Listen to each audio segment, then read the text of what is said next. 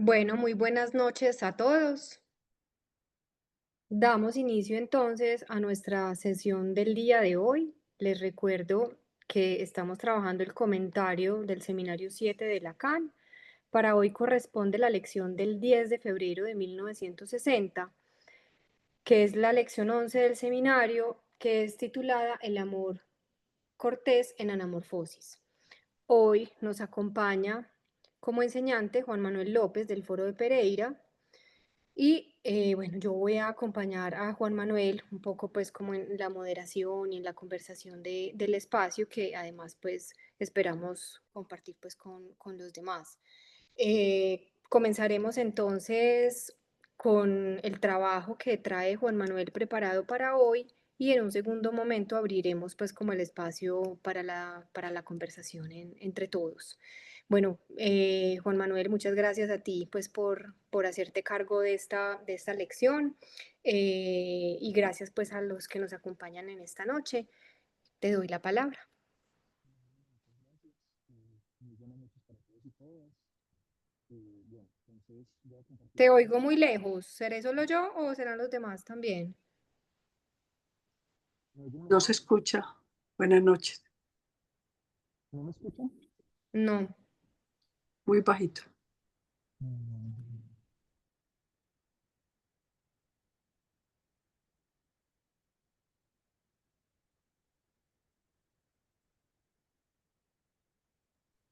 ¿Me escuchan mejor o peor? Se te escucha un poco mejor, pero todavía te escuchas lejos y Sí, como si estuvieras... ok, disculpen, voy a hacer un cambio de pronto con los audífonos, voy a cambiar por otro, a ver si de pronto mejor. Dale.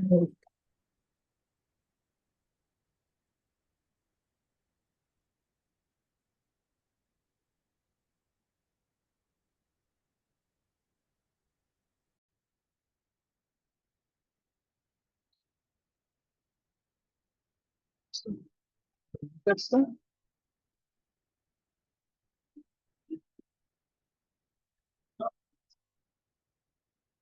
¿Sí o lo amplío más de tamaño? Yo lo veo bien, no sé. Sí.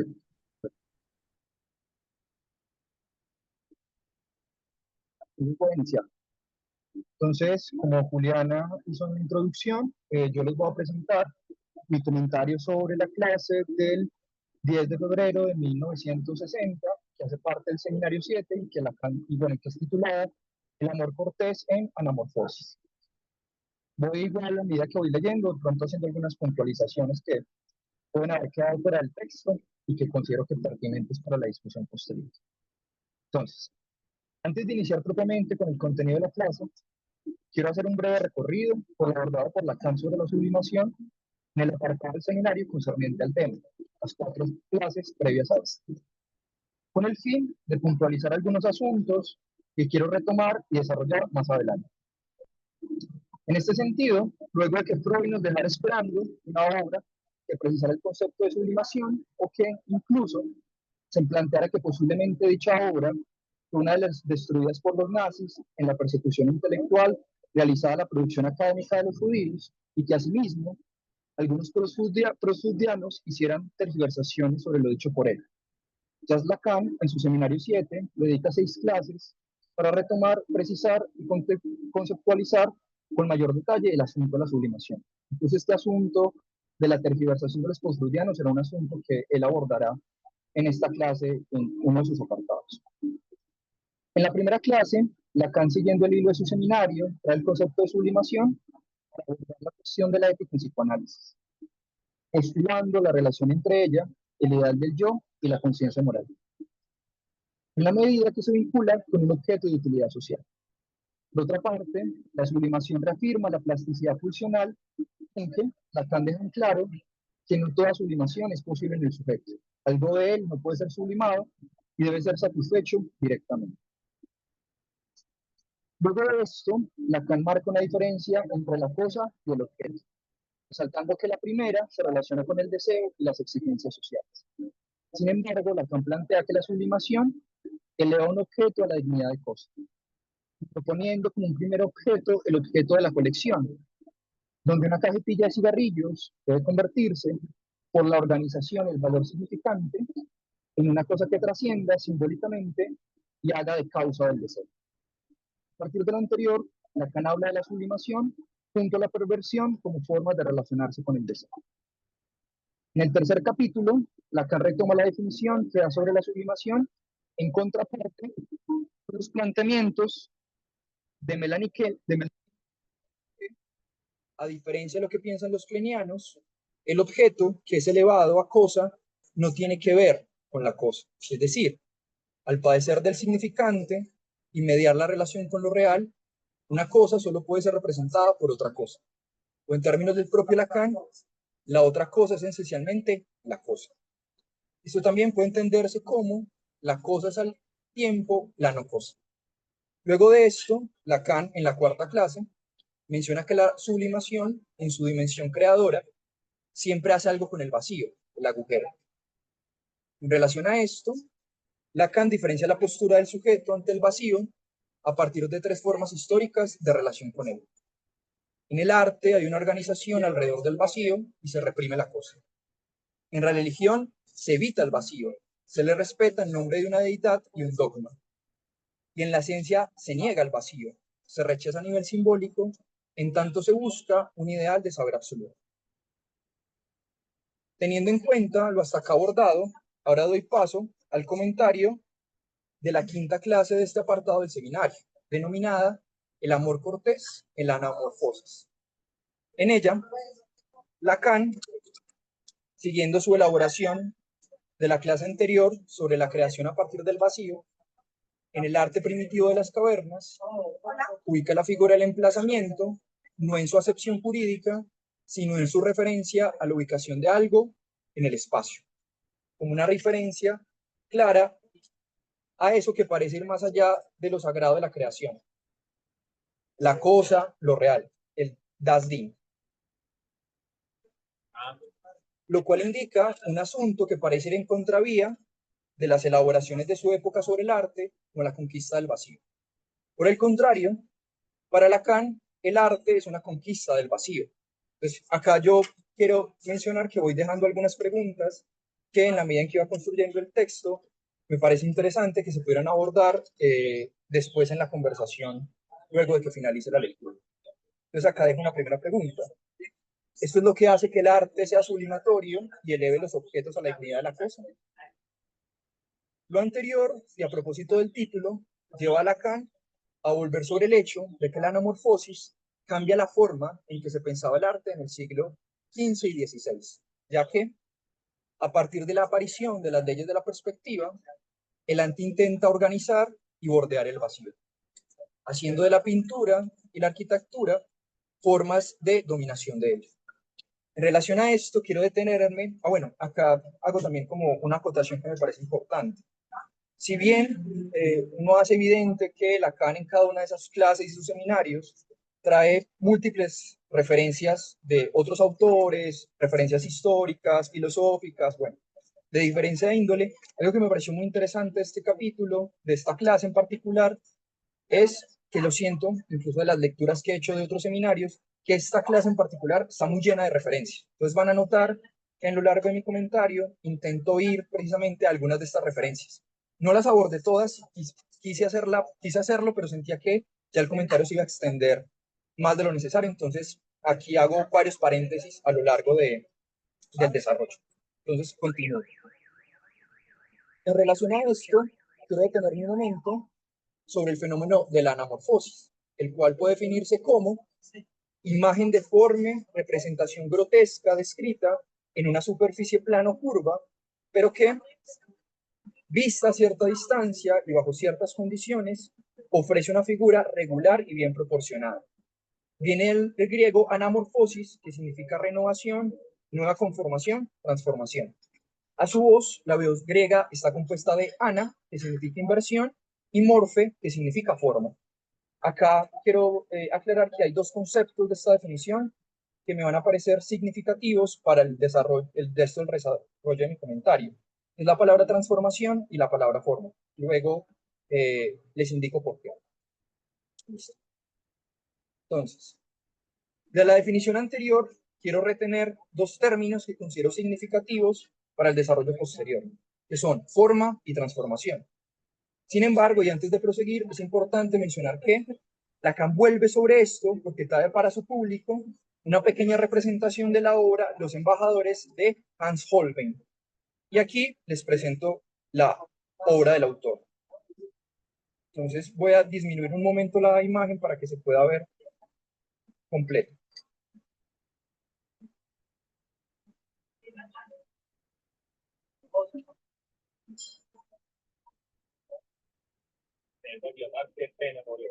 Entonces, esta es la obra. De casualidad no tiene una cuenta paga Bancolombia, Netflix, ¿qué tal? Ya voy a ampliar ahorita para seguir el comentario.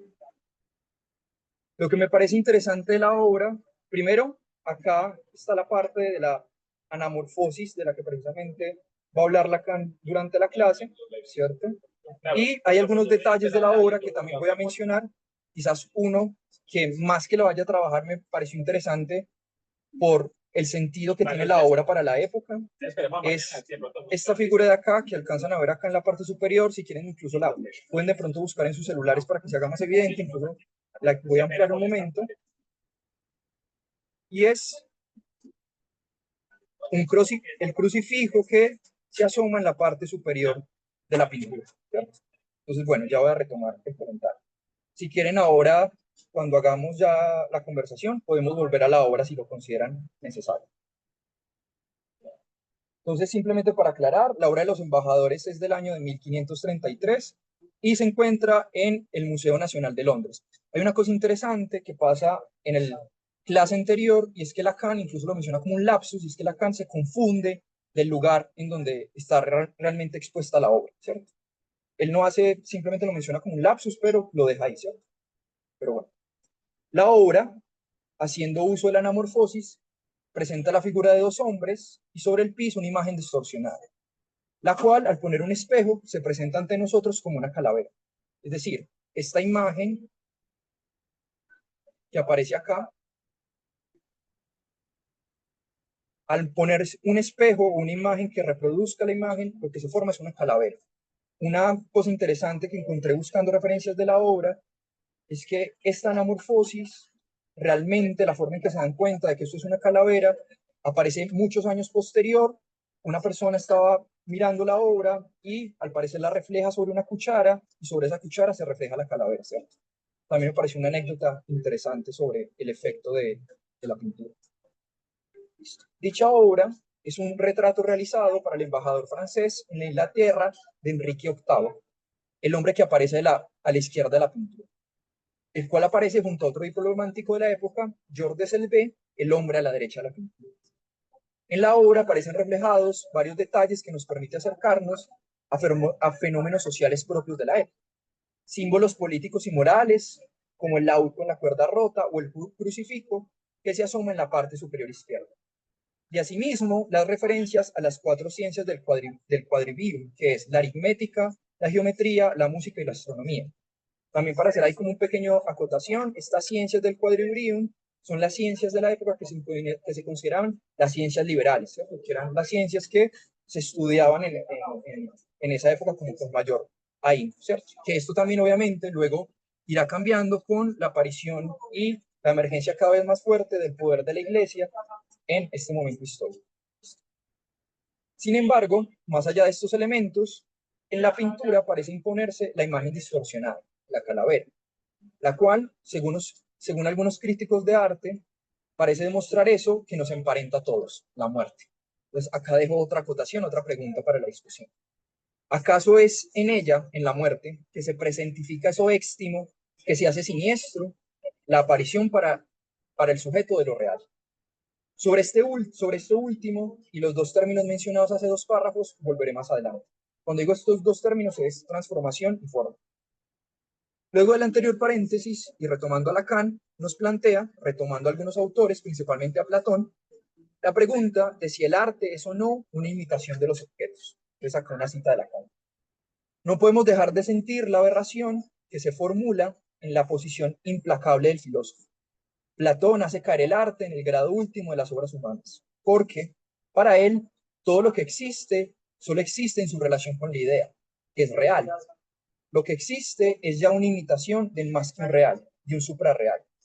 Si el arte imita, es una sombra de una sombra, una imitación de una imitación. ¿Ven ustedes entonces cuál es la vanidad de la obra de arte, de la obra del filósofo? Cierro la cita. En este sentido, esta imitación de una imitación parece ser lo que termina elevando el objeto a la dignidad de la cosa, ya que en ese intento de apresar el vacío en una forma que permita suturarlo y cerrarlo, el sujeto termina por toparse con eso irreductible, la cosa, el das Ding, lo real. Aunque, paradójicamente, esto mismo es lo que hace del arte y la sublimación formas privilegiadas de lidiar con la pulsión y la satisfacción. En este punto, Lacan vuelve sobre la obra de arte y trae la referencia de la forma en que Paul Cézanne pinta manzanas, las cuales, en su intento de aprender la esencia del objeto manzana, termina exaltando solo algunos elementos puntuales de dicho objeto, llenando al objeto de otra cosa, o en otros términos, invistiendo el objeto de una carga significante que lo termina alejando de la posibilidad de acceder completamente a lo real de él. En este sentido, acá dejo otra pregunta: ¿en qué se convierte el objeto? O sencillamente, al estar marcado por el lenguaje, siempre hay algo que se pierde y nos aleja de la posibilidad de acceder a la esencia de los objetos que pueblan el mundo. Y acá pongo la referencia a la pintura de la que habla Lacan. ¿Cierto? A mí la obra me pareció muy interesante, pero incluso la obra se llama Manzanas y Galletas, ¿cierto? Yo no sé ustedes, incluso ayer hablando con Juliana lo discutíamos un poco y es, ahí yo no veo galletas, ¿cierto? Incluso hay algunas manzanas que no parecen manzanas, a mí por ejemplo se me parecen algunas duraznos, entonces no sé, precisamente acá hay algo también que queda desde el espectador que observa la obra y que no sé si precisamente hay algo de esto de el arte que permite que incluso haya sublimación, no solamente en el que pinta, sino incluso en el que lo observa, ¿cierto? Pero lo dejo como para la discusión y algunas ideas que me quedaron al momento de leer el texto. Bueno, regreso al comentario. Entonces, esta obra es de 1880 y se encuentra en un museo de París. A diferencia de la obra anterior, no pienso detenerme en esta por cuestiones de tiempo. Sin embargo, quiero resaltar un punto que le permite a Lacan dirigirse al objetivo central de la clase, el amor cortés, el cual es pensar que, en definitiva, el fenómeno de la anamorfosis se extiende más allá del arte. Es decir, esa transformación del objeto y ese intento de darle una forma, van a ir notando que esta palabra forma aparecerá mucho de lo que en muchas partes de mi comentario, porque encuentro en esta palabra forma algo que me permite de alguna manera acercarme a lo que logro entender de lo que Lacan entiende por sublimación, pero lo acoto más adelante. Esta transformación del objeto y este intento de darle una forma que logre bordear el vacío parece situarse como la estructura fundamental de la sublimación. Sin embargo, y siguiendo el orden de la clase, Lacan da un rodeo antes de enfocarse en el amor cortés, el cual lo lleva al texto de Freud, Moisés y la religión monoteísta, centrándose en la referencia al significante del nombre del Padre como efecto de una sublimación sobre el deseo parricida y el deseo por la madre, siendo la espiritualidad la forma con que el sujeto ha investido al Padre de los actos. Entonces acá me aventuro una afirmación, elevando al objeto Padre a la dignidad de la cosa, causa del deseo, alejándolo de la repetición del asesinato y creando el mito que hace semblante de cierta forma de moralidad. Y acá me hago una pregunta. ¿El mito es entonces una forma de sublimación? Esta nueva organización significante, acá Lacan vuelve a entrar en discusión con la obra de Lévi-Strauss, dota al sujeto de un orden sobre el psiquismo, el cual busca temperar la angustia frente al encuentro con lo real. Lo anterior, y luego contrastado con otro texto de Freud, El malestar en la cultura, llevan a Lacan a justificar la presencia del superyo como una instancia psíquica que reúne este mito y, al parecer, encarna la necesidad del giro sublimatorio en la satisfacción pulsional. Acá quiero también hacer otra aclaración sobre el paso, y es que esta parte el regresar a las obras de Freud y el comentario que hará sobre la obra del psicoanalista Bernfeld de todo lo que elaboro es quizás lo que menos me centro, porque considero que esto igual Lacan lo va a desarrollar, por ejemplo, en la clase siguiente, entonces decidí no detenerme mucho acá. Si de pronto alguien, o incluso Juliana, ahorita en el comentario, quieren decir algo al respecto, está bienvenido, porque quiero hacer la aclaración de que es quizás en lo que menos me centro. A esta altura, y siguiendo con una idea ya planteada en clases precedentes, Lacan insiste en la tergiversación de la sublimación en los trabajos teóricos de los postfreudianos. Para ello, retoma un texto del psicoanalista Siegfried Berfeld, el cual se titula Comentario sobre la sublimación, en el cual entra en disputa con la idea freudiana de que la sublimación está del lado de la libido de objeto, planteando, por el contrario, que el asunto estaría más cercano a la libido yoica, para lo cual trae ejemplos al interior de la poesía, como Robert Walton, quien, según Berfeld, encuentra su devenir como poeta en un asunto narcisista sin toda su infancia, y no en una necesidad de reconocimiento del otro. Sin embargo, Lacan, demostrando lo que él llama una resolución torpe del autor, va al amor cortés para redireccionar el asunto de la sublimación. Acá hago un paréntesis para hablar un poco del momento histórico en el que se encuentra este asunto del amor cortés. Para poner en contexto, aquí utilizo algunas referencias que el mismo Lacan da a lo largo de la clase. El amor cortés aparece entre el siglo XI al XVII, aparece en un momento histórico crítico para el sistema feudal, ya que cada vez se hacía más evidente el progresivo aumento del poder eclesiástico en el contexto social de la época, lo cual se veía reflejado, por ejemplo, en que los centros religiosos se estaban convirtiendo en los epicentros de las discusiones teóricas y académicas. Asimismo, el lugar de la mujer se veía relegado a ser la sierva de su esposo, haciendo el matrimonio la máxima expresión del compromiso y el amor. Frente a esto, y como principales precursores del amor cortés, aparecen los cátaros y el movimiento del caterismo, los cuales buscaban la reivindicación del objeto femenino más allá del sacro matrimonio, llevando al amor a un acuerdo mutuo. Para dicho fin, este movimiento inicia una apuesta literaria de escribirle literatura provenzal y poesía, y cantarle los trovadores y los romances corteses a la dama, lo cual ya indica la idealización y el lugar en el que es colocado la mujer en la época. Por otro lado, el caterismo, en su crítica al sistema feudal, buscó igualar la relación con el paterner sexual, en la medida en que todos somos desgraciados por estar condenados a permanecer atados a un cuerpo. Acá aparece un dualismo luego desarrollado a mayor profundidad por René Descartes, entre el alma, considerada para ellos como el bien, y el cuerpo, considerada para ellos como el mal, situándose acá un malestar que coincide con la idea de lo éxtimo de la cosa, y por tanto hace del amor cortés un rodeo sublimatorio a dicha situación. En este sentido, la búsqueda suprema era prescindir del propio cuerpo. Aquel que lo lograba era denominado el onomes, excluyendo el amor carnal y el matrimonio e imponiendo la castidad como máximo valor. Aunque, y Lacan lo relaciona con lo planteado por Freud en 3 ensayos de teoría sexual, acá aparece la figura de los placeres preliminares, ¿cierto? Es un poco lo que va a plantear Lacan, es que si bien hay un alejamiento del encuentro carnal, lo que se impone alrededor, de alguna manera también para lograr la satisfacción del cuerpo, son todos estos placeres preliminares, el beso, el ósculo, por ejemplo, que aparece muy presente en esta época. Bueno, a partir de esta breve conceptualización, Lacan, siguiendo los rastros dejados por algunos autores, la mayoría de la información sobre el tema se perdió por la censura de la Iglesia, define el amor cortés como una escolástica del amor desgraciado, ya que este termina convirtiéndose en una postura ética y estética que se ve reflejada, por ejemplo, en lo que se denominaron las cortes de amor, en las cuales se juzgaban lo que se consideraban los crímenes de amor. Acá participaban mujeres como, por ejemplo, Leonor de Aquitania, esposa de Luis VII, el joven.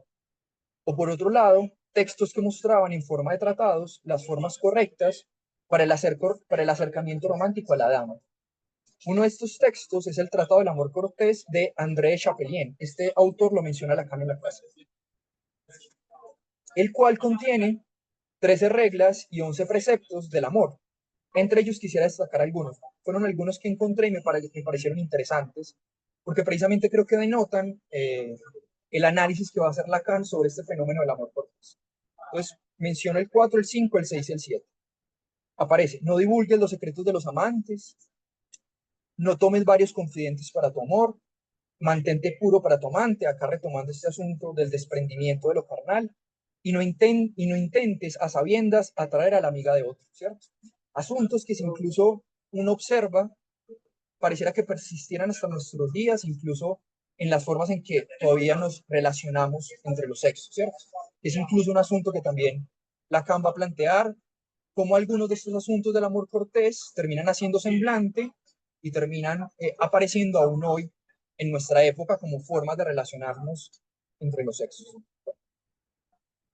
Frente a esto, y en consonancia con lo mencionado en los primeros párrafos sobre la imitación en el arte, la idealización del objeto femenino y la impostura de estos imperativos morales sobre el amor terminan por vaciar al objeto, reduciéndolo a un intento de acceso a los signos o dones del objeto amado.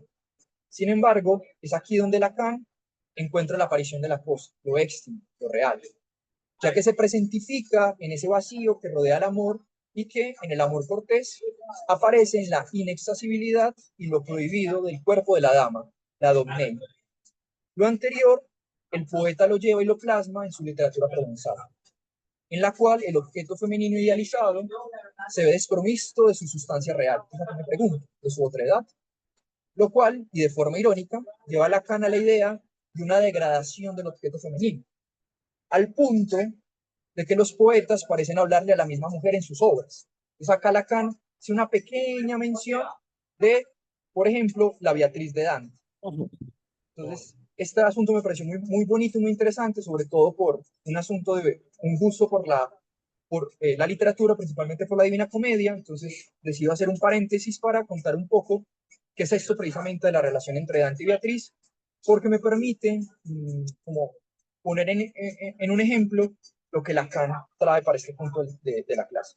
Entonces, sí, acá quiero detenerme a hacer un paréntesis, ya que encuentro acá un bello ejemplo de lo que intenta elaborar Lacan en su clase. Beatriz, el gran amor del poeta, aparece en varias obras de Dante, destacándose principalmente en dos: la Divina Comedia y la Vida Nueva. En la Divina Comedia, Beatriz es la guía de Dante en el paraíso, y es la que al final de la obra lo dirige a la figura de Dios, que al parecer en esta obra de Dante, esta figura de Dios parece estar relacionada con el encuentro consigo mismo. De Beatriz, el mismo Dante dice: espero decir de ella lo que en mujer alguna se ha dicho, lo cual evidencia la exaltación del objeto femenino, objeto que, por cierto, es para Dante el objeto perdido por excelencia. Acá vale la pena hacer una aclaración, y es que Beatriz es el gran desamor del poeta. Algo interesante es que al parecer Dante conoce a Beatriz cuando Beatriz era solo una niña y se enamora de ella, y entonces aparece todo este asunto del desamor que lleva, al parecer, a Dante a ubicarla en su obra literaria. Dicha pérdida lleva a Dante a poner a Beatriz en el centro de su búsqueda a lo largo de su obra. Y es justo en ese punto donde se puede ubicar la presencia de la cosa, del Das Ding, y de su producción literaria como la sublimación que intenta circunscribirla. Entonces, acá vuelvo sobre el asunto, darle forma. Vuelvo sobre este asunto, ya que por momentos encuentro en ese darle forma al vacío una posible definición que me haga comprensible lo que entiendo por sublimación. Digamos que a grandes rasgos creería que en esto defino, desde mi interpretación y mi lectura, lo que voy ubicando como la sublimación desde lo que Lacan presenta. Ya lo dejo para la discusión de ustedes qué piensan al respecto. Y acá tomo una cita del canto 10 de la Divina Comedia. Entonces leo la cita. Corazón de mortal jamás estuvo tan inclinada a devoción y darse gustosamente a Dios, reconocido como yo me sentía al oír aquello. Y tanto se volcó mi amor por él, que Beatriz fue eclipsada y olvidada. Antes que disgustarse se rió, y fulgiendo sus ojos sonrientes, dividieron mi mente concentrada. Acá se ve reflejado como en la sublimación, ese intento por aprender el vacío, por imitar el objeto, se ve confrontado por ese real inaccesible, que termina por convertir el objeto del arte en otra cosa. Esto se hace evidente, por ejemplo, cuando Dante hace de Beatriz la figura de la sabiduría, al punto de hacerla desaparecer y en su lugar colocar al anciano que lo guía al final de su travesía. Según pude leer en algunas referencias que hacían como interpretaciones literarias de la obra de Dante, encuentran muy interesante que en este extravío de Beatriz y en el hecho de que Dante coloque a un anciano como aquel que lo guía al final de su obra, parece dar cuenta de este asunto de que Beatriz es para Dante la figura de la sabiduría, ¿cierto? Precisamente también en este asunto de hacerla la guía de su paso principalmente por el cielo, ¿sí? Por el paraíso, perdón. Este acercamiento a la construcción poética de Dante y retomando la elaboración de Lacan, me permite proseguir con otro punto interesante, el de la vacuola. En biología, la vacuola es un orgánulo celular unido a la membrana. En las células animales, las vacuolas son generalmente pequeñas y ayudan a retener los productos de desecho. En las células vegetales, las vacuolas ayudan a mantener el balance hídrico. A veces una sola vacuola puede tomar la mayor parte del espacio interior de la célula vegetal. Fuera de su acepción biológica, Lacan menciona que, en efecto, ¿dónde es creada verdaderamente la vacuola para nosotros? En el centro de los sistemas significantes. En la medida en que esa demanda última de ser privado de algo real está ligada esencialmente a la simbolización primitiva que cabe enteramente en la significación del don del amor. En este sentido, Lacan hace de esta referencia una forma de situar la función del sistema significante, y al parecer hace de esto el precursor de lo que posteriormente trabajará como la batería significante. En relación al anterior, esa vacuola significante apunta a la pretensión de acceder al don de la donnée, de la dama, don que se presenta intolerable y cruel, lo cual vuelve sobre un punto central de la sublimación: lidiar con el malestar cultural. Acá dejo otra pregunta. ¿Esto siempre debe cumplirse en todo acto sublimatorio? Listo. Por ejemplo, en la época del amor cortés, lo enloquecedor del objeto femenino. Esto se ve reflejado en el siguiente ejemplo de la poesía provenzal. Entonces acá traigo un poema de un poeta de la época que incluso también Lacan, si no estoy mal, también menciona en la clase. Entonces leo el poema. El otro día, cerca de un seto, hallé a una humilde pastora, llena de gozo y de discreción. Era hija de villana, vestía capa y saya, pelliza y camisa terliz, zapatos y media de lana. Fui hacia ella por el llano. Moza, le dije, hechicera, me duele el frío que se os clava. Señor, así dijo la villana. Gracias a Dios y mi nodriza, poco me importa si el viento me desgreña, pues estoy contentita y sana. Moza, le dije, cosa piadosa me ha apartado del camino para haceros compañía. Una moza tal, villana, no debe sin similar pareja apacentar tantos animales en esta tierra solitaria. Señor, respondió, quien quiera que yo sea, sé distinguir sensatez y locura. No sé si ustedes acaban viendo y se van notando precisamente esto que les estaba mencionando antes, de esta exaltación del objeto femenino como inaccesible, un poco cruel, que en alguna medida rechaza entregarle el don al hombre que se acerca a cortejar. Vuestro aparejamiento, señor, así dijo la villana, que se quede donde debe, pues hay quienes creen tener dominios y solo tienen jactancia. Moza de gentil condición, caballero fue vuestro padre que os engendró en la madre, que fue una cortés campesina. Cuanto más os miro, más bella sois, y por vuestro gozo me regocijo. Podré ser un poco humanitaria, es otra vez este asunto, ¿cierto? Como esta construcción todo el tiempo busca el don, pero que es un don que ni siquiera pareciera que fuera un asunto carnal, sino incluso un saludo, incluso simplemente un reconocimiento, un dar un lugar de alguna otra manera. Señor, tome mi linaje y mi familia, veo ir y venir a la podadera y al arado. Señor, dijo la villana, pero hay quien se hace caballero y debería labrar la tierra los 6 días de la semana. Moza, le dije, una gentilada os dotó cuando naciste con una esmerada belleza sobre cualquier otra villana. Acá, otra cosa que me parece interesante es un poco esta broma que hace Lacan, esta degradación de lo femenino, en donde parece que todos los poetas se dirigieran a la misma mujer, ¿cierto? Como que no, como si algo de la otredad, de esto que subjetiviza, se perdiera un poco en la construcción poética. El doble de la bella seréis, si me vieras una vez, yo encima y vos debajo. Señor, me habéis alabado tanto que sería muy envidiada, ya que me habéis alzado al mérito. Señor, dijo la villana, tendráis como recompensa al iros. Pásmate, loco, pásmate. Y un plantón a mediodía. Moza, el corazón esquivo y arisco se doma con el uso. He aprendido, mientras que con una villana como vos se puede hacer una buena compañía, con amistad del corazón, si no engaña el uno al otro. Señor, el hombre acuciado por locura jura, ofrece y promete prendas. Así me rindéis homerajes, señor, dijo la villana. Pero por un peaje pobre no quiero mi doncellez cambiar por el nombre de puta. Moza, toda criatura vuelve a su naturaleza. Aparejar una pareja debemos vos y yo, villana. Ocultos lejos de los pastos, donde estáis más segura para hacer la dulce cosa. Señor, sí, pero como es justo, el loco busca locura, el cortés aventura cortés, y el villano la villana. Es necesario la sensatez allí donde no se conserva la mesura, según dicen los ancianos. Acá vuelve entonces el asunto que también Dante hace con Beatriz, de la mujer como la figura sabia, ¿cierto? Como la figura que sabe, incluso plantea casi que una moral, ¿cierto? En relación a este asunto del cortejo. Hermosa, con vuestra apariencia, no vi ninguna tan engañosa, ni de corazón tan traicionero.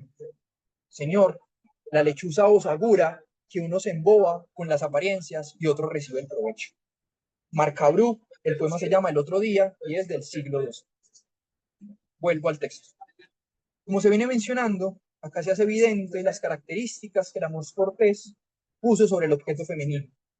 Y asimismo se puede rastrear como dicha ideología, denominada por Lacan como narcisista, logra trascender en el tiempo y hacerse semblante de la forma en que los sexos se relacionan. Incluso aún hoy podemos ver algunas referencias de esto en, por ejemplo, algunas formas obsesivas de amor en las relaciones del neurótico obsesivo con sus objetos de amor. Por lo tanto, lo que se hace evidente es que el trabajo sublimatorio, este efecto de anamorfosis sobre el objeto femenino, logra, durante el amor cortés, una función narcisista que hace límite y permite franquear algunas condiciones propias de la época feudal. Por ejemplo, y fuera de las ya mencionadas, la separación del objeto amado, el amor como secreto familiar y la función del intercambio en el matrimonio.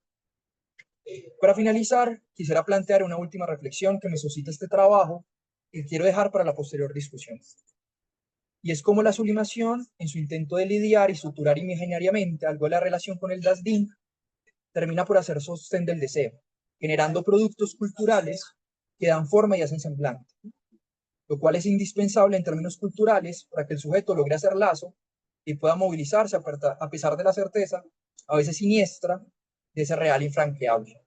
Sin embargo, acá me hago una pregunta, ¿cierto? ¿Esto se cumple en lo contemporáneo y sobre la base del discurso capitalista? Por lo menos mi respuesta rápida es un rotundo no, ya que, por el contrario, este discurso nos enfrenta a la obsolescencia del objeto y la producción en masa, lo cual acarrea la pérdida de la producción sublimatoria y con esto es el mercado el que oferta ya no objetos que causen el deseo, sino productos que, como la relación de la ciencia con el vacío, intentan eliminar la cosa. Entonces dejo una pregunta ya para el cierre. ¿Qué espacio posible para la sublimación en lo contemporáneo? Ese sería el texto que les quiero presentar. Muchas gracias por su escucha y bueno, quedo atento a la discusión y a las preguntas. Gracias. Bueno, Juan Manuel, muchísimas gracias por el desarrollo que traes, además por la ampliación de las referencias, el trabajo que te tomaste de ir pues tanto a las referencias poéticas como a las obras de arte, que además creo pues que era muy importante poderlas compartir, justamente pues porque permiten ubicar ciertos aspectos. Yo quisiera, pues, como quizá con un par de asuntos lanzar la discusión antes de darle la palabra, pues, como a los demás.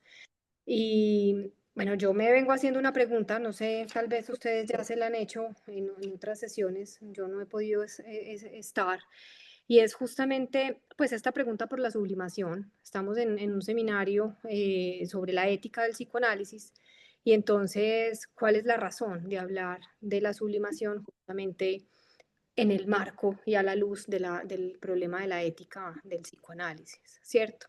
Y en ese sentido, pues Lacan en esta clase trae unas referencias que fue pues las que tú desarrollaste, en unas referencias al arte, empezando por el arte primitivo, las pinturas rupestres, la caverna, el vacío, ¿cierto? La cuestión de la creación del espacio, la referencia a la anamorfosis, la referencia al amor cortés, a los cuadros de Cézanne, son esas referencias de las que se sirve Lacan, pues a mi modo de ver, como para situar la cosa de la cual se trata, me parece que en algún punto él lo nombra así, y que yo pues como que aislé cómo él va caracterizando esa cosa de la cual se trata, ¿cierto? Como eso inaprehensible, eso inalcanzable, lo que no tiene sustancia, un partener enloquecedor, que también evoca lo que va a trabajar Lacan respecto a la cuestión del prójimo, lo interdicto, ¿cierto? Cómo va ubicando ahí como unas cuestiones, pero estas referencias yo creo que le sirven a Lacan para pensar ese tratamiento de la cosa. El que hace el arte, tú lo dijiste incluso ahorita, señalando unas clases anteriores, el tratamiento que hace la religión, el tratamiento que hace el arte y el tratamiento que hace la ciencia. Sin embargo, pues digamos que yo me preguntaba entonces, siguiendo como esta pista de la ética, la sublimación y el análisis, ¿qué podemos extraer como de estas referencias para pensar lo propiamente analítico? ¿Cierto? Esa es como una pregunta que a mí me queda, como, porque tú dijiste ahora, bueno, el arte, creo que así está escrito en tu texto, el arte crea pero reprime la cosa. Eh, y bueno, entonces, ¿que en el análisis qué?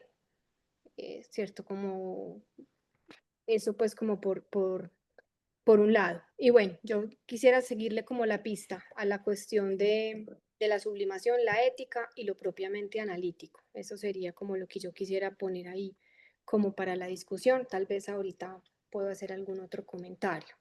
No sé quiénes quieren en este momento tomar la palabra, pueden levantar la mano. Yo intentaré estar atenta pues como al orden.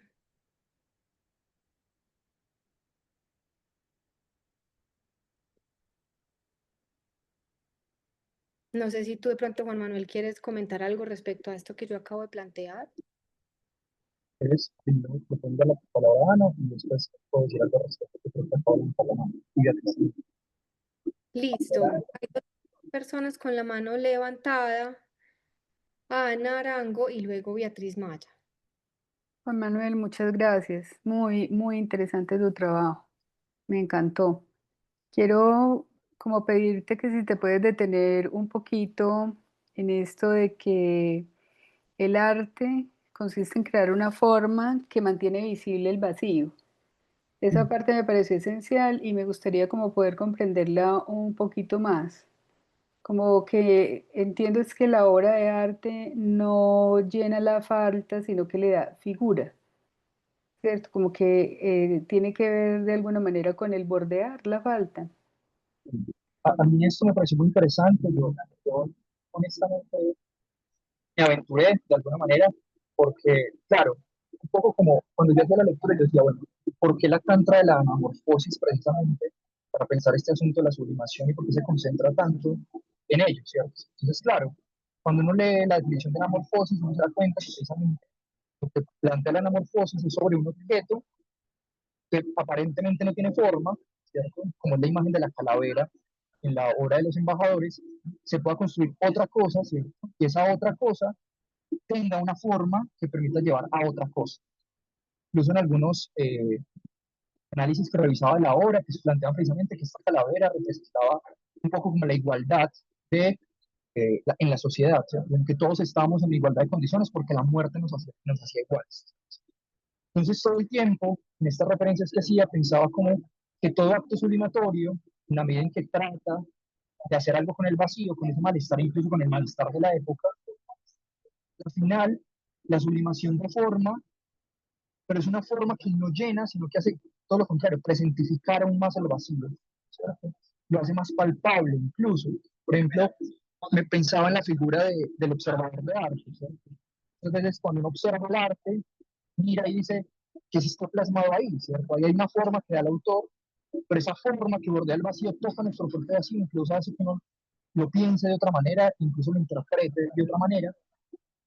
Entonces me parecía que ese tratamiento terminaba entonces que todo acto sublimatorio era eso, un ejercicio de bordear el vacío, no logra suturar ni tapar, ¿cierto? Siempre por el contrario trabaja con él y a partir de él.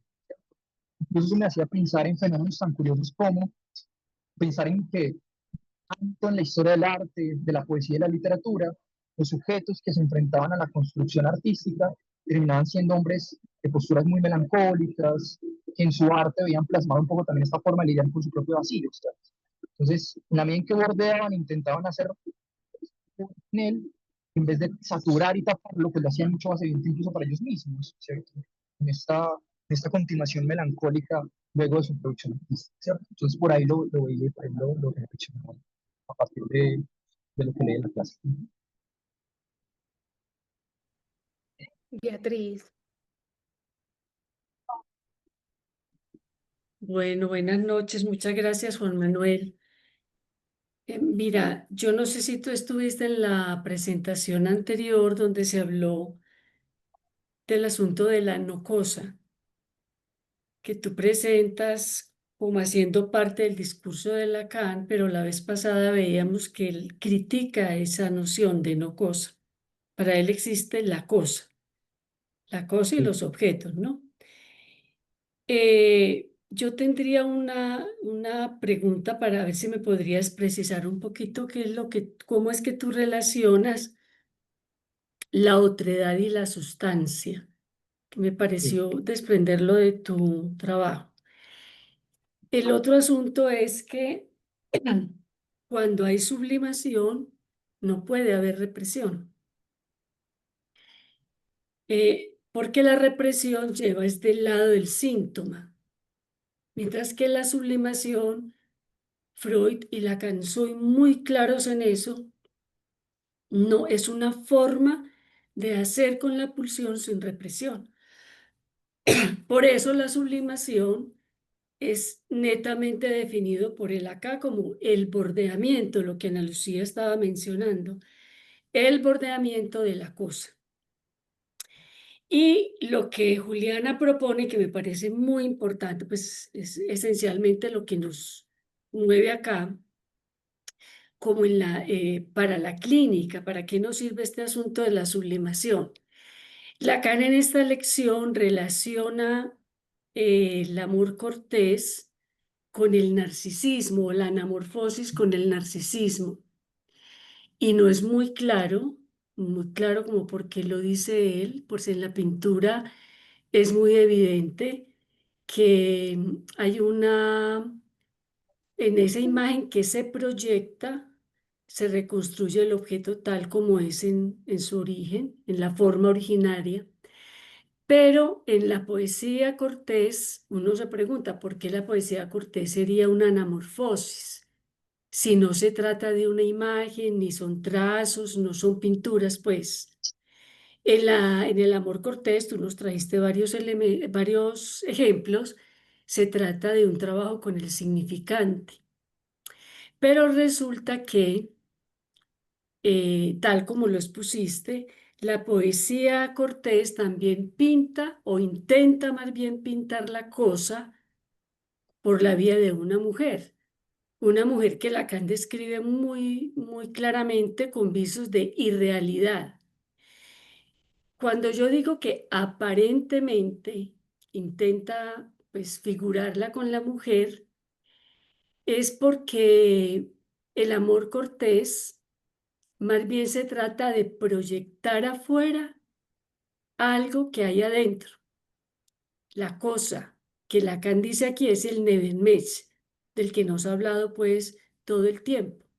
Así entonces el amor cortés es una anamorfosis de la cosa interior. Entonces, si nos vamos para la clínica, en la clínica nos toca, digamos de alguna manera, por la vía significante, darle forma a esa cosa que es el núcleo del psiquismo humano. Es decir, proyectar hacia el frente. No es hacer la anamorfosis está ahí dada, pero se trata de proyectar eso que es la cosa y que aparece manifestada, pues, por ejemplo, vía el narcisismo, como dice Lacan. Entonces creo que por ahí es por donde va el asunto de la ética, que es lo que a él lo mueve. Y un último puntico es este asunto de las manzanas de Cézanne, porque Lacan ahí se pregunta si cuando Cézanne pinta manzanas, él se refiere porque resulta que Cézanne pintó muchos cuadros de manzanas, ninguno igual, está imitando a las manzanas y dice que de ninguna manera, que el artista hace como si imitara, pero nunca el artista imita, siempre está creando. Por eso es que él más adelante va a hablar es de la creación y de la relación de la sublimación con la creación. Bueno, quería hacer este comentario, pues esa preguntita que te dejo sobre la otredad y la sustancia que no lo entendí muy bien. Muchas gracias, Juan Manuel. Gracias también por los comentarios y las precisiones por estos dos primeros ejemplos que hizo. Pues, digamos que ese punto, por eso lo pongo como pregunta, porque no estoy muy seguro de si por ahí va el asunto, ¿cierto? Pero en esto que es referencia, como en esta poesía provenzal, en esta poesía del amor cortés, pareciera que todos los poetas se dirigen a la misma mujer, o sea, a una misma mujer, a un objeto femenino, que como tú bien dices, parece más bien un asunto interno proyectado en su obra poética. Me preguntaba si aún así se están difiriendo a mujeres. Entonces, por ejemplo, el ejemplo de Beatriz en Dante, ¿cierto? Es decir, Beatriz termina siendo un poco como la inspiración, si se quiere, para construir todo este relato. Entonces, yo me preguntaba si precisamente en este proceso que pasa, por ejemplo, en la poesía, que está dedicada a un objeto claro, como en este caso la mujer, esa mujer a la que se dedica en el momento que se pasa por el efecto de la escritura y de la poesía, se desubjetiviza, ¿cierto? Como que hay algo de ese objeto que es necesario que se pierda en la producción artística para precisamente hacer esa sublimación de eso que termina siendo interno realmente. Entonces, incluso me hago la pregunta, ¿qué tan necesaria será la otredad para este tipo de construcciones, ¿cierto? Es decir, es necesario el otro, ¿cierto? Entonces, cuando uno piensa en este fenómeno de las musas, de la inspiración, ¿es realmente necesario o termina todo siendo reducido a un asunto narcisista interno que se proyecta y que toma como excusa ese objeto externo, ¿cierto? Entonces era más por ahí la cosa, Beatriz, no sé si con eso aclaro por qué. Sí, es muy interesante esta aclaración, Juan Manuel, porque justamente lo que Lacan está tratando de poner, yo diría que como de manera muy objetiva, si esa palabra cabe, es lo que nos viene diciendo desde la primera lección y es aquello de la relación con la realidad, de aquello de la extimidad, que tú empleaste ese término, para mostrarnos que hay como una continuidad, digámoslo así. Entonces, cuando en la creación de la Dama del Amor Cortés, que él la define como un asunto narcisista, es porque a quien se dirigen todos esos versos es al prójimo, al Nebenmesh del que él habla, es decir, al propio sujeto. Uno ahí pensaría si todo lo que Dante le puso a Beatriz no era más que su propia No, sabiduría, ¿no? Pero bueno, así es totalmente. el amor también, ¿no? Sí, sí, sí. Y bueno, frente a lo que tú dices de la ética, yo, al igual que Juliana, quedo con más dudas que respuestas, ¿cierto? Me parece que la clase, si bien está cargada de referencias, y las referencias de Beatriz me parecen muy interesantes, no sé si con la sola clase lo que viene trabajando hasta ahí sobre la sublimación se hace evidente esa reflexión sobre la ética, pues me quedo con la duda. Entonces, precisamente quisiera esperar que aparece más adelante en las otras clases, que me imagino que van a precisar mucho más, pero para mí no quedó claro. Pues yo lo leí y yo decía, bueno, ¿qué trae esto, cierto? Sumamente interesante la reflexión que propone, pero me queda con el sinsabor. Cuando va a mostrar por qué se ancla.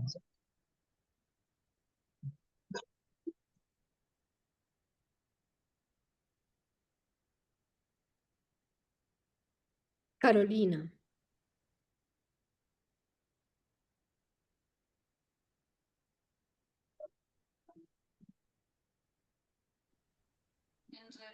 relación a lo que están diciendo sobre la ética y el arte, hay muchos elementos de los que han salido aquí que Lacan los va a trabajar en la próxima clase. Juan Manuel, por ejemplo, dejó abierto lo de Bernfeld, que Lacan la próxima clase se la dedica a Bernfeld.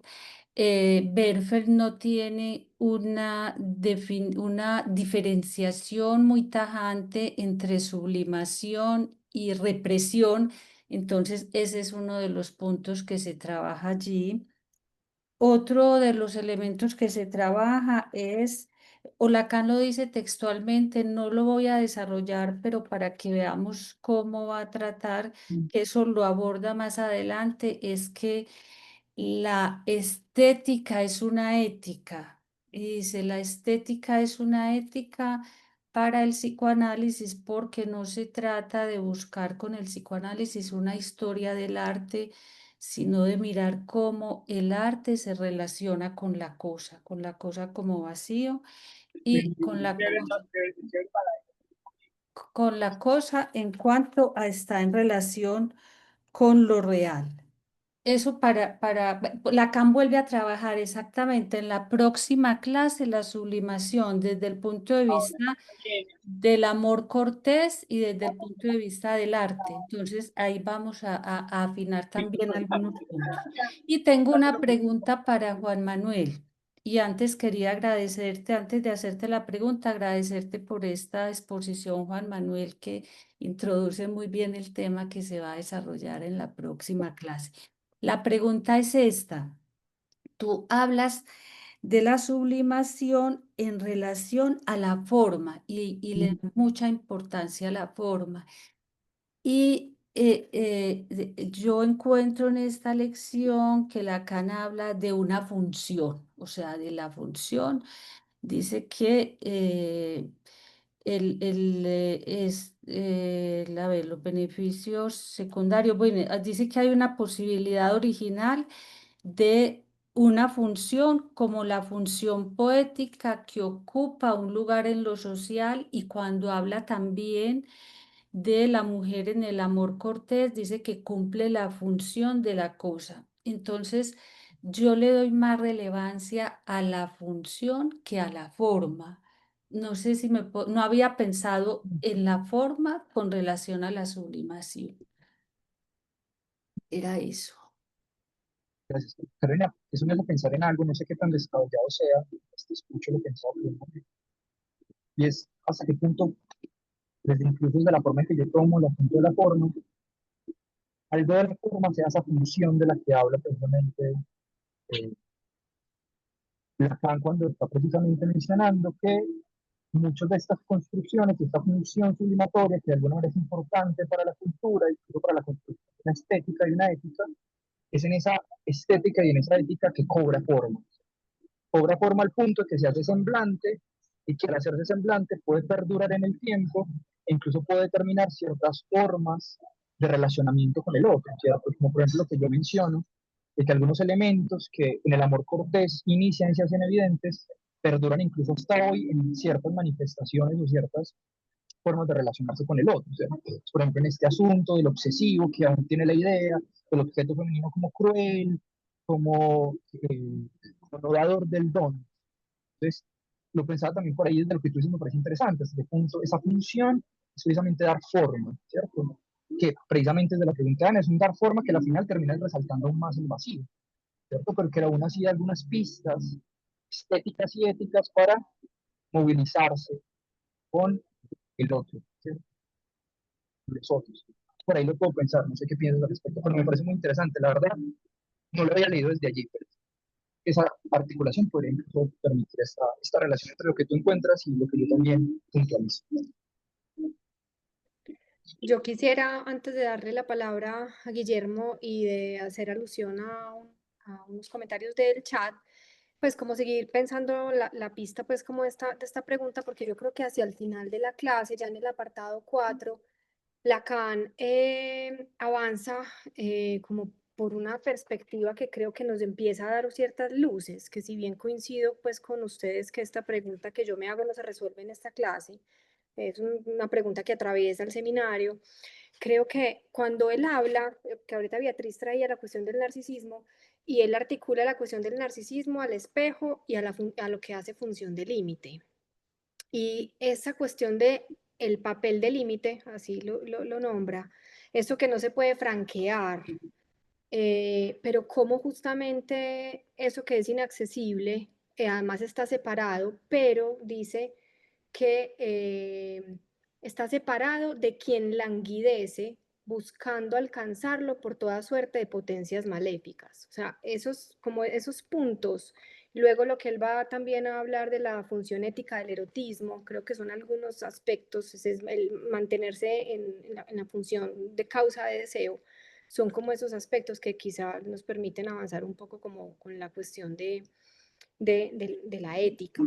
Y él también utiliza por ahí una expresión, y es la transgresión. Me gustaría como pensar, pues plantear cómo entendemos eso de la transgresión y eso que tiene, cómo lo pensamos con la ética. Y finalmente, un aspecto así es sí, porque yo me pregunto si entonces la sublimación que Lacan propone en el arte es la sublimación de un análisis, o habría diferencias allí. Es como una última cuestión. Guillermo, y bueno, en el chat hay varios comentarios de alguien que a mí no me aparece el nombre, me sale como usuario de Zoom. No sé si este usuario de Zoom quiere tomar la palabra. Que ella pone en el... Ah, ok, es que yo no sé por qué. Bueno, no sé si de pronto quieres tomar la palabra y leer los comentarios, y yo creo que si no, pues ahí tenemos todos acceso al chat. Bueno, Guillermo. buenas noches, Juan Manuel, y gracias por me pareció como muy puntual, digamos, todas las referencias. A veces en las lecciones y particularmente en esta es muy difícil, digamos, intentarle es como dar esta lógica, y me parece ser que tú lo pudiste integrar. Eso por una parte. La recitación que hiciste pareciera ser que Se te está escuchando ya, muy entrecortado. ya se escucha. Mejor. Pues, a ver, desactivo la cámara y a lo mejor así ya mejor. ¿Sí? ¿Ya se escucha mejor? Sí. Ok, entonces te comentaba que algo que me pareció como, o sea, me agradó a mí fue la recitación que hiciste de, de este autor del siglo XII. Eso me pareció importante, pero mi pregunta va relacionada a que si hay esta lógica entre eh, la anamorfosis de Holbein está ahí en con la muerte, esto que tú traes como éximo, o sea, como esto externo, pero al mismo tiempo íntimo, o sea, que lo íntimo está en el campo del otro, y qué lógica se juega, digamos, en la sublimación, ¿no? Ese es un poco lo que intenté rastrear en eso, ¿no? Si hay algo de eso que tú puedas mencionar. O sea, no es necesario, ¿no? Pero Como que te escuché entrecortado, yo no sé si de pronto Julián logró capturar bien la pregunta, porque en el momento en que la hizo, como que se cortó, no la pude como muy clara. Si de pronto incluso la puedes escribir en el chat, yo la leo, no hay problema. Eso es por En este momento, entonces, mientras que Guillermo la escribe, Jorge y Beatriz. Disculpen, buenas, ¿cómo están? ¿Cómo les va? Adelante. Sí, ¿cómo estás? Mi nombre es Agdi. Qué pena, pues que estaba en el audio, escribí las preguntas, pero estaba en una videoconferencia que estaba. No, simplemente me surgieron esas dudas porque pues realmente la parte me parece un poquito, digamos, descontextualizado hablar de lo vacuolar sin hablar de Eric Mero. Entonces, no sé, el expositor que, pues bueno, muchas gracias, nos trajo estos temas. ¿Qué piensas sobre este punto? Gracias. Pues si te soy honesto, a ti solo busqué la referencia que implicaba en biología, ¿cierto? Y el intento de articularlo de lo que Lacan postula, pero esto que tú mencionas, de lo neurocientífico, el neuropsicoanálisis, si te soy honesto, lo desconozco.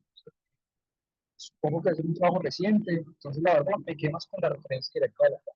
Si de pronto tú puedes hacer referencia a mayor profundidad sobre esto, creo que aportaría mucho, porque si te soy honesto, hasta ahí lo que puse en el texto, no te podría decir algo puntual de Pues lo es que que, comentas en el texto. gracias, muy amable. No, es que realmente él asienta las bases neurocientíficas de esto. Entonces él recontextualiza el paradigma. Recordemos que él es premio Nobel por su trabajo con crustáceos, y en los crustáceos descubrió cómo las neuronas se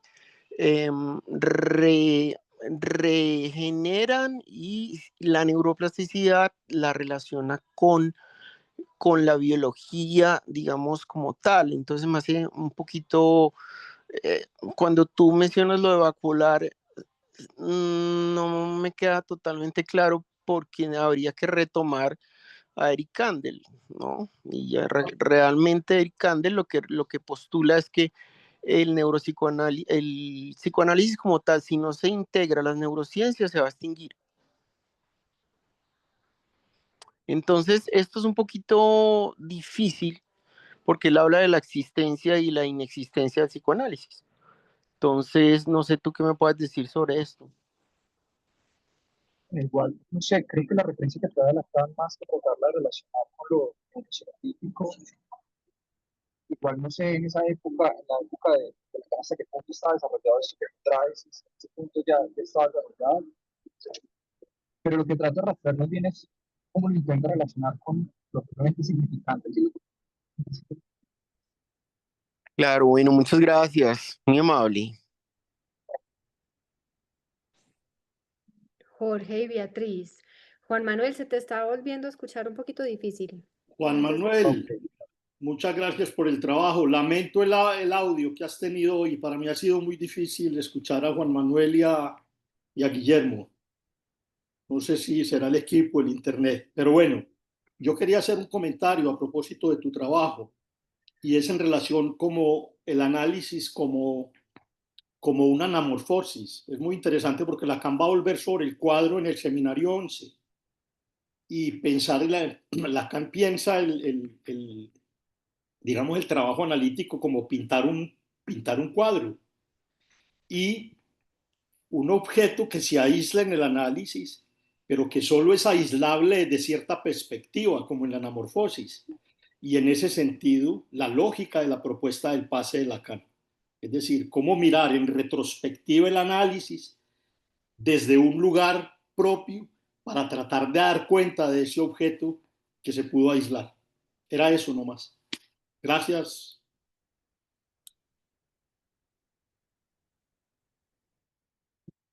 Beatriz. Sí, Juliana, yo voy a irme por la vía de lo que sigues proponiendo. Me parece que es como la vía que más nos debe interesar. Mira, yo lo que cuando he trabajado esta lección, he pensado un punto que me parece importante, y es que aparece como una paradoja, que Lacan viene haciendo paradojas desde el principio además, y es que con el amor cortés hay una aparente contradicción.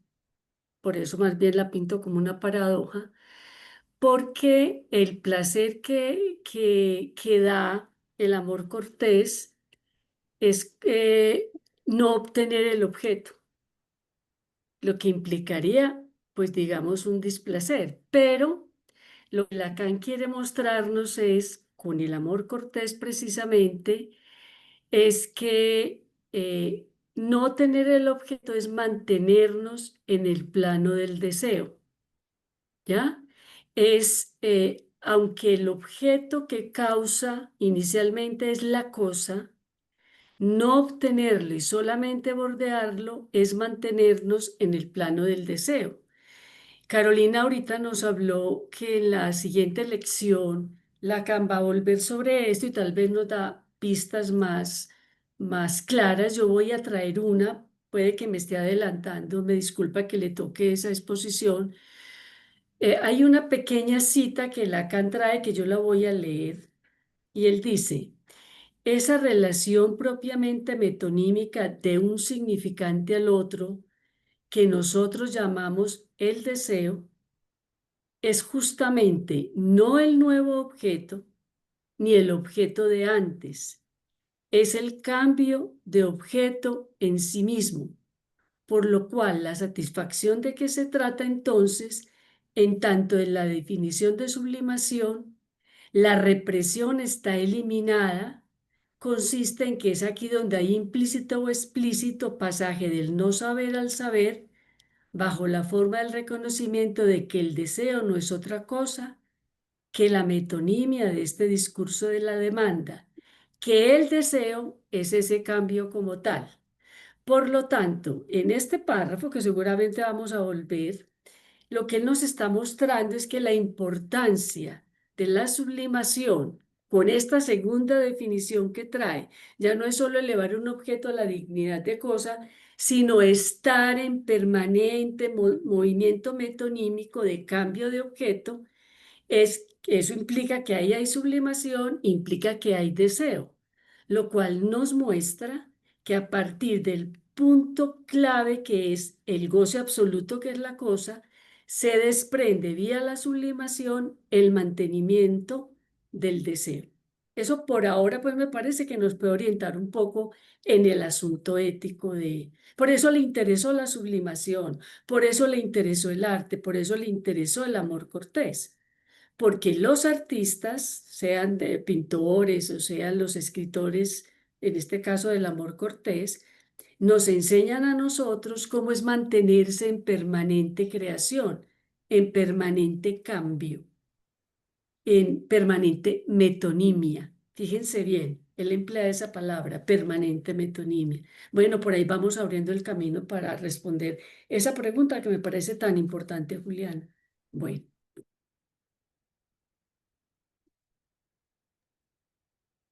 Bueno, yo creo que está la pregunta de Juan Manuel en el chat y si les parece, vamos cerrando por aquí. Juan. Bueno, Guillermo pregunta, en la anamorfosis de Holden, mostrando la calavera, como aquella que estaba a la vista de la información, ¿hay algo en relación con lo éxtimo? ¿Cómo se logra o propone la figuración? Pues Guillermo, cuando yo leo la referencia, incluso me voy a lo que históricamente parece mostrar la obra de Holden, que es el texto éxtimo que se presenta, parece ser esta inconformidad, ¿cierto? Con lo total, ¿cierto? Con lo que estaba pasando en la sociedad feudal de la época. ¿No me escuchan?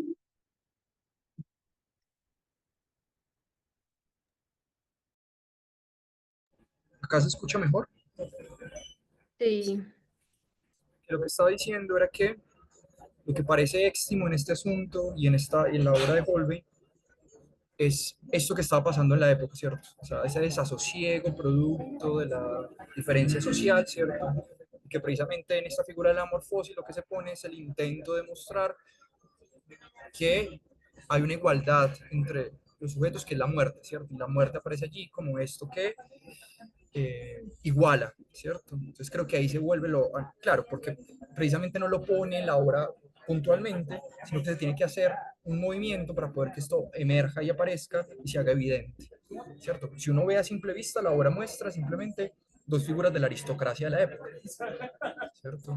Con ciertos símbolos que dan cuenta precisamente de estas características de la época, y es lo otro lo que cuando emerge demuestra entonces este asunto del malestar, que considero yo que está muy marcado en esto éxtimo que se intenta transformar precisamente con la producción artística y lo sublimatorio. Por ahí vería la cosa, Guillermo.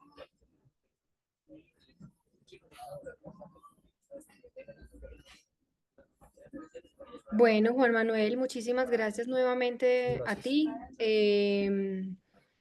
ubicaste cosas que relanzan las preguntas que intentaremos seguir rastreando pues con las lecciones que vienen.